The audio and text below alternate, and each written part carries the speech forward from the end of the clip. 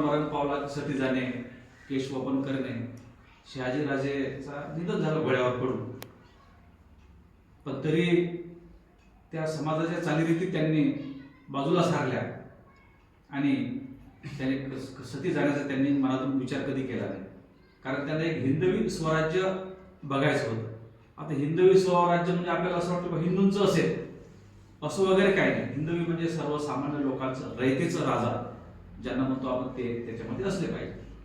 आता जसं छत्रपती शिवाजी महाराज म्हटलं की आपल्या डोळ्यासमोर येते किंवा ते मुस्लिमांचे विरोधक होते, असं वगैरे काही नाही. तो एक वैचारिक लढा होता जसा आज आहे असा.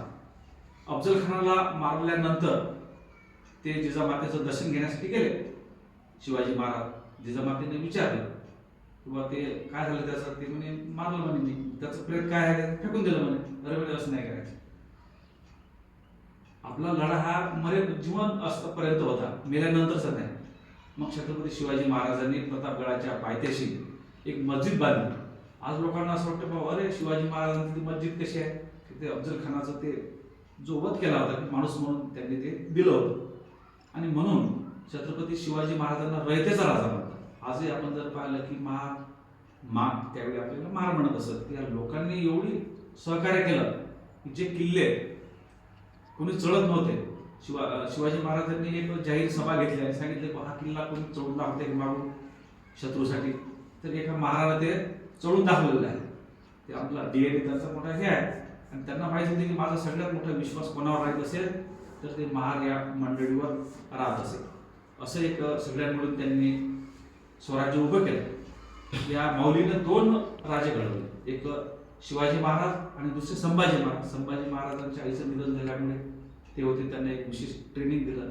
आणि आमचे इतिहासकार असं सांगतात की शिवाजी महाराजा इतकेच संभाजी महाराजही फार मोठे पराक्रमी होते. पुढे कालांतरानं जसं क्रांती होते, पुढे प्रतिक्रांती झाली आणि पेशव्यांनी हे राज्य बळकावून टाकलं आणि हे सगळं जे रयतेचा राजा होते वगैरे हे सगळं संपवून गेलं. आज लोकशाहीचा काळ असूनही आपण नेहमी म्हणतो की राजा कोणासारखा असला पाहिजे, तर छत्रपती शिवाजी महाराजांसारखा असला पाहिजे, की त्यांनी एवढी रयतेची काळजी केली. दुर्दैवाने त्यांना काही जास्त दिवस आयुष्य लाभलं नाही, केवळ 50 वर्ष जगले. रमेश मुली सर 27 मध्ये धरलं तर बाबा आणि 30 पासून झालं. त्यांच्या जन्माविषयी थोडंसं हे आहे. 50 वर्षांमध्ये त्यांनी एवढं मोठं काम केलं. म्हणजे माणसाला मोठं काम करण्यासाठी काही फार मोठं आयुष्य पाहिजे असं नाही. डॉक्टर बाबासाहेब आंबेडकर केवळ 65 वर्ष जगले आणि एवढं मोठं त्यांनी ते केलेलं आहे. जास्त वेळ न घेता मला भाषणाची संधी मिळाली. आणि असं लोक म्हणतात गावाला ऐकत नाहीत, पण असं ऐकत आहेत, आहे की नाही? कमी संख्या पण ऐकत आहेत. सगळ्यांना धन्यवाद देतो. पुन्हा त्यांच्या विचारांना विनम्र अभिवादन करतो. तसेच स्वामी विवेकानंद यांची सुद्धा आज जयंती आहे. स्वामी विवेकानंद, आपण म्हणतो की स्वामी विवेकानंद अमेरिकेमध्ये गेले आणि तिथे बंधू भगिनी म्हटलं आणि फारच टाळ्या पडल्या, असं वगैरे काही नाही आहे. ते म्हणाले की मी बुद्धाच्या लँडमधून इथे आलो आहे. लोकांना बुद्धाविषयी एवढं आकर्षण आहे विदेशामध्ये, आपल्याला काही नाही, कारण आपल्याला ते फुकटात मिळालं ना धम्म. त्याच्यामुळे आपल्याला वाटतं जाऊ द्या, काय आपल्याला त्याचं घेणं देणं नाही. इव्हन ते भारताच्या भूमीकडे पाय करून झोपत नाही. काय मी थायलंडमध्ये जाऊन म्हणलं इकडे झोपत नाही, ते बुद्धाचे लँड आम्हाला माहिती नाही म्हणून तुम्ही इकडे आहे बुद्ध, आपण तर बुद्धाच्या छाताळ्या धरून बसतो नाही का, त्याचं काही हे नाही. तर इतकं ते त्यांना मानतात. स्वामी विवेकानंद सुद्धा मानत होते, पण इथल्या व्यवस्थेनं सांगितलं की बाबा ते असे आहेत तसे आहेत. जे कोणी असं फार मोठं होत असते पहिले त्यांनी बुद्धाचे विचार ते स्वीकारलेले असतात. कारण स्वातंत्र्य असते, समता असते, बंधुत्व असते आणि मगच ते एवढे मोठे होत असतात. म्हणून स्वामी विवेकानंदाचे विचार हे जनसामान्यांसाठी होते. ते एकच म्हणत, युवकांना संदेश देताना ते म्हणत उठा, जागे व्हा आणि कामाला लागा. उठा, जागे व्हा, कामाला लागा म्हणजे आपण असं चिंतन केलं पाहिजे. कामाला म्हणजे जे आहे ते केलं पाहिजे, तेव्हाच काही आपली ती प्रगती होईल.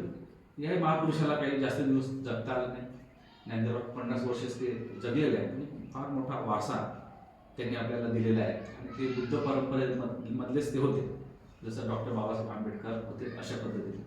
म्हणून महामानव जे घडत असतात ते आपल्या या विचारानुसार.